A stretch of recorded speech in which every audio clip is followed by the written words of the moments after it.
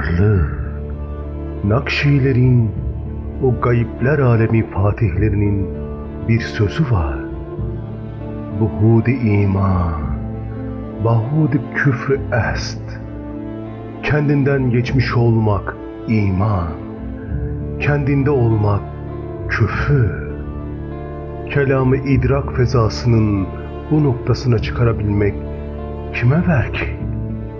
Mümin misin?